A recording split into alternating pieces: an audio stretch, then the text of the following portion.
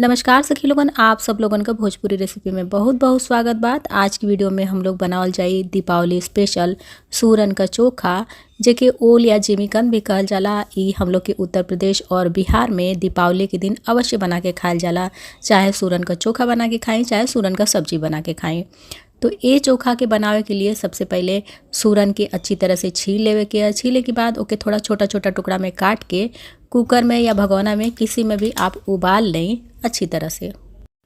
Cooker में 2 से 3 सीटी लगाए के बाद ये सूरन एकदम अच्छी तरह से गल जाला। इस तरह से कुछ भी चाकू या फिर चम्मच धसा के देखें, जब अच्छी तरह से धस जाता तो समझ लें कि सूरन एकदम अच्छी तरह से गल चुकल है।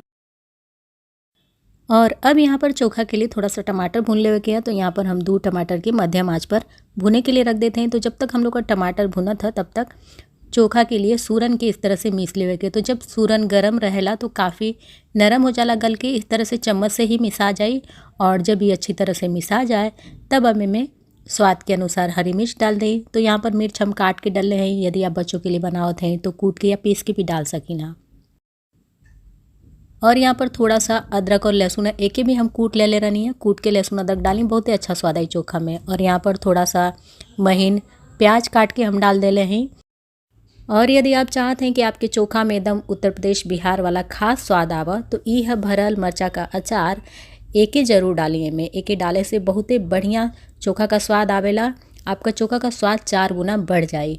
तो यहाँ पर ये मरचा में से मसाला निकाल लेवे के हो और मसाला निकाल के डालिए। और मिर्च का अचार ना हो तबो कोनो बात ना हो, तबो आपका चोखा बन जाए। लेकिन जो यूपी बिहार का खास स्वाद आवेला चोखा वाला वो थोड़ा कम लगी। और अब यहाँ पर स्वाद के अनुसार नमक डाल देवे के है। और नमक डाले के बाद अब यहाँ पर हम थोड़ा सा नींबू का रस का इस्तेमाल कर लें, ऐसे चोखा में अच्छा सा खट्टापन आ जाला। टमाटर भी हम लोग का लगभग भून के तैयार हो चुकल है। ये टमाटर के थोड़ा सा पानी डाल के ऊपर कई जौन करिया करिया छिलका है एक अच्छी तरह से साफ़ कर ले के। और साफ़ करे के बाद हम एक ग्लास में लेके बेलन से कूट ले हैं। आप सील पर भी एक कूट सकीला, बस मिक्सी के जार में ना पीसी, नहीं तो बहुत महीन हो जाए। और अब एक डाल देवे के ये चोखा में। और डालने के बाद अब यहाँ पर हम थोड़ा सा सरसों का तेल में डाल देते हैं। तेल डाले से बहुत ही चटपटा लगेला चोखा का स्वाद, और चोखा थोड़ा चमकदार बन के तैयार हो जाला। और उत्तर प्रदेश और बिहार में चोखा बना और में सरसों का तेल ना पड़े इसे तो हो ही ना सकेला। और सबसे आखिरी में थोड़ा सा धनिया पत्ता डाल देवे के। और डाले के बाद अच्छी तरह से हाथ से मिला लेवे के, कैसे कि चोखा का जो असली स्वाद हाथ से ही आवेला। अच्छी तरह से मिलावे के बाद बस हम लोग का चोखा बन के तैयार हो गल।